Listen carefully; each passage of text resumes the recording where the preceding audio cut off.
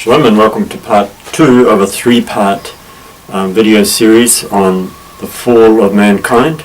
In part 1 we started from Genesis chapter 2 verse 21 and we looked through to the beginning of verse 1. In this part we'll carry on in chapter 3 and look at the conversation between the woman and the snake. We looked at this at the end of the last lesson, and the snake was cunning.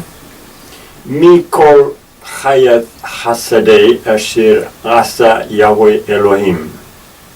So the snake was cunning from, and this is the way that we express in Hebrew a comparison. He was cunning from the animals of the field which made Yahweh Elohim, the Lord God.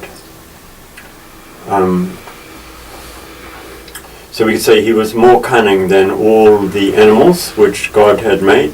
Or another possible translation is he was cunning unlike all the animals which the Lord God had made. That's also a possible translation of the Hebrew.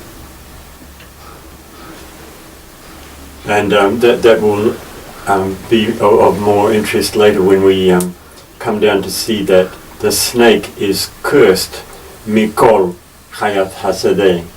So in that case we wouldn't say the snake is more cursed than all the other animals, but the snake was cursed unlike the other animals, unlike all, or in English you might say, unlike any of the animals which the Lord God had made. And he said to the woman, Af ki amar, really, af ki, really that. So together we would translate them as, really, did God really say, do not eat from all or any tree of the garden, Hagan, the garden. What tomer, so this is for a feminine subject. Yomer, see the yod there, the Y, that indicates a masculine subject, and this one indicates a feminine subject. And she said, the woman, typical again of Hebrew, verb and then subject, to the snake, from the fruit of the trees of the garden, nochel. So this one indicates we. We will eat, or we may eat. Umipri haaretz asher bethoch hagan, amar Elohim lo tochlu mimenu velo tigru bo pen tmuthun. And in this case we would say but from the fruit of the tree which in the middle of the garden said God, not shall you eat. So this u at the end indicates plural. So this is you plural. You plural shall not eat from it, and not shall you touch. In Hebrew we say touch in it, but in English of course we would just say touch it. So here the snake is adding a little bit to what the Lord said, perhaps wanting to make God seem a little more tyrannical and arbitrary. Pen tumuthun. Sorry, this is Eve saying this, of course. She's exaggerating a little bit, maybe under the influence of the snake's implications. V'yomer hanachash al ha'isha lo muth tmuthun ki yodeach Elohim ki. So here the snake directly contradicts what God said, and he said, the snake, to the woman, not dying, will you die? So the Hebrew is literally, dying, will you die? For knows God that, and in the next verse, in the next part of verse 5, we'll see what it is that God knows.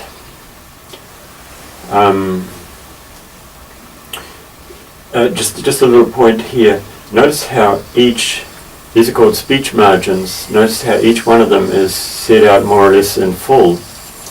In normal English, we might just say, and he said to her, but the Hebrew keeps repeating the nouns, and some say this is a deliberate part of the way that the story is constructed, to kind of slow the action down and to draw extra emphasis on what's being said and what's happening, making this highlight as an important, weighty conversation with important implications.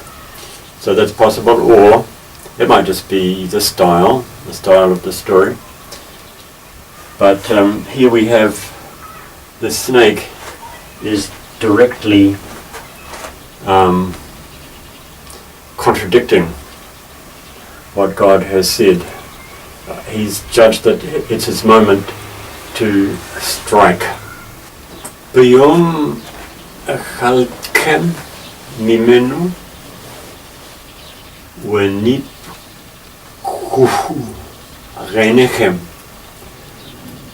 vihitem Elohim Yodea Tov Wara.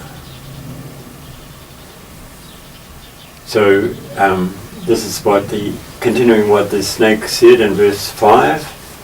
In the day eat you from it, and they will be opened, eyes your, and will be you like God, knowing good and evil.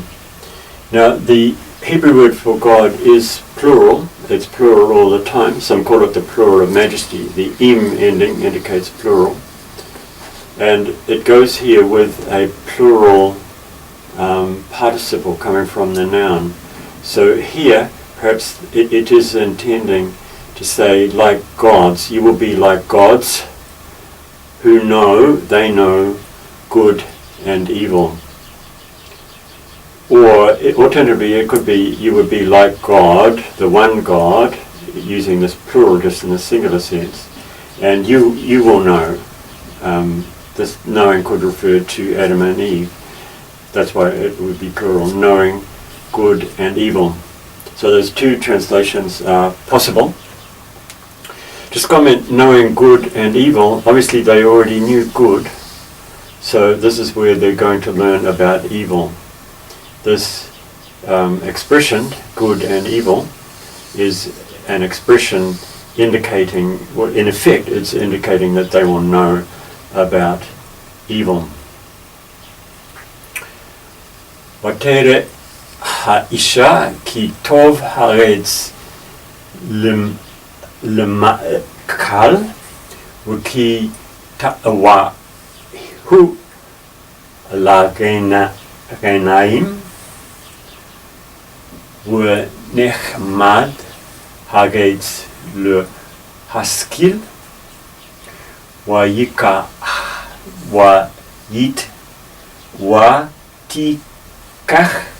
מפריו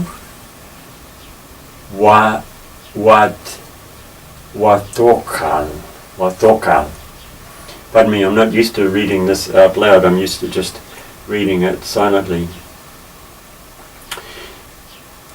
So God knows in the day that eat you from it, and they will be opened, your eyes. Your eyes will be opened, and you will be like God, knowing good, knowing about evil. And she saw, and the woman saw that good the tree was for eating. Significantly, this repeats something that occurred many times in Genesis chapter 1 and the account of creation. God created something and he saw that it was good. Exactly the same words. God saw that it was good. No was in Hebrew typically. It's missed out. Saw that good. So now the woman saw that it was good, and there's going to be a consequence, and she took. This is added. She saw that it was good, and she took. And since then, wrong desires have plagued mankind, and we can't see something good without wanting it for ourselves or being envious or jealous. Not every time, but it's something that plagues mankind. And I think it's quite significant that this account takes these words that were applied to God, and then here's the woman's addition. She took from the fruit, or so we'd say some of its fruit,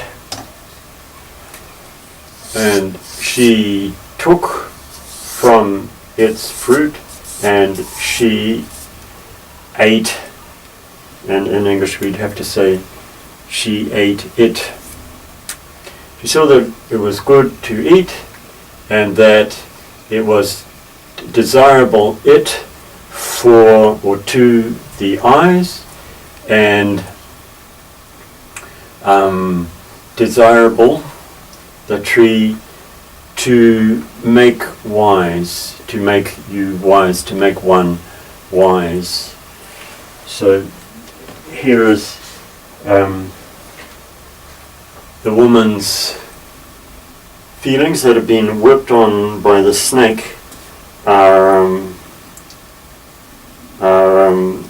being given free rein right now, all stirred up by the evil creature, the snake. Okay, so let's go on to the next verse. Watiten gam isha rima wayochal. And she gave also to man her, with her, and he ate. So here's a bit of a surprise in the story. If we're taking it as a real story that happened to two real people, we have a bit of a question here. Why, if he is with her, we suddenly learn that he's with her, what was he doing when she was being tempted? Was he asleep? Was he chasing butterflies? But if we take this as an allegory, then we realize that that's a red herring question that's not to be asked. Just a detail of the story. But of course this has been taken literally by many in the past, and a theory was developed that was believed by many people that Adam was not deceived, but he ate the fruit merely so as not to be separated from his wife. He knew that she was going to be separated from and banished from the garden. Perhaps he knew that, but he wanted, because he loved her so much, he wanted to be with her. Well, that may be true for all I know, but my working hypothesis, if you like, is that this is not a literal account of a story that happened to two real individuals, and then we can see that whole question as a red herring question. It's an incidental detail that just happened to crop up in the story, and so we don't need to go down what I would say a byway to try and deal with a question like that, similar to the kind of question like who was Cain's wife and that sort of thing. Simply a diversion from the point of the story. But the point of the story is that he also ate, and they were opened, the eyes of the two of them, and they knew. So they did get knowledge, but what did they know? They knew that they were naked, and they fixed leaves fig leaves, and they made for themselves covers. An old translation says breeches. So people made a joke of that and they called it the Breeches Bible. But I think other translations say aprons or just skirts, covers. And they heard, Shamru eth kol Yahweh Elohim mithalech bagan liruach hayom. And they heard the kol means voice or sound. And incidentally, this word here can also mean obey. So this is a little bit significant, I think, obeying the voice. So this phrase is going to be repeated. That here, in this case, it just means they heard the sound of Yahweh Elohim, the Lord God. Incidentally, the snake didn't use this name. The snake just talked about Elohim every time. So this, the root of the word walking is halach, and the mith indicates like a repeated action. In that, and the verb here tells us that it's that. That's all it's. The word for that is normally a ha added, but in this case it's merged with the b, and we can tell from the vowel underneath it would have gone under the h. So this tells us in the garden to ruach, an interesting word. This is the normal word for spirit and for wind. Here we would say it means the cool evening breeze, the breeze of, understood, the day, hayom, in the breeze of the day. And to them, that sound which used to be a welcome sound is now ominous. ויתחבא האדם ואשתו מפני יהוה אלוהים בתוך עץ הגן. So this is the rest of verse 8. And they hid. So the typical Hebrew verb has 3 letters, apart from the vowels written underneath, but 3 consonant letters. And here's the root word hid. This one goes with the yith prefix. The man and wife his. Mipnei Yahweh. Literally from the face of God. So that could mean the presence. Sometimes face is used to mean the presence of God. But in normal English we would just translate they hid from God, the Lord God, Yahweh God, in the midst of the trees of the garden. ויקרא יהוה אלוהים אל האדם ויאמר לו אייך. And he called Yahweh Elohim to the man, and he said to him, Ayeh, where are you? Where are you? And he said, Voyomer es kolcha shamarti bagan wa'ira ki reirim anochi, reirom anochi wa'echach be. And he said, object, voice your, heard I in the garden, and I saw that naked I, and I hid. Actually, I think I made a mistake here. I think it should be, and I was afraid because I was naked. The 2 verbs see and afraid are very similar. I've confused them there, and the word that can also mean because, which it means here. I was afraid because naked I and I hid. Verse 11, Wayomer mi higid lecha ki aerum ata hermen haaretz asher tziwatka lebilti achal mimenu achalta. And he said, God said, who told you that that you are naked?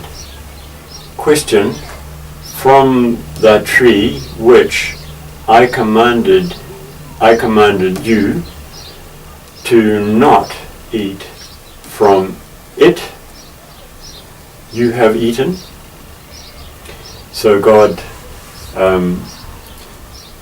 goes to the problem, and interestingly here the Septuagint, the Greek translation, adds the word only, that this tree only, the only tree that I told you not to eat from. Have you eaten from the only tree which I told you not to eat from?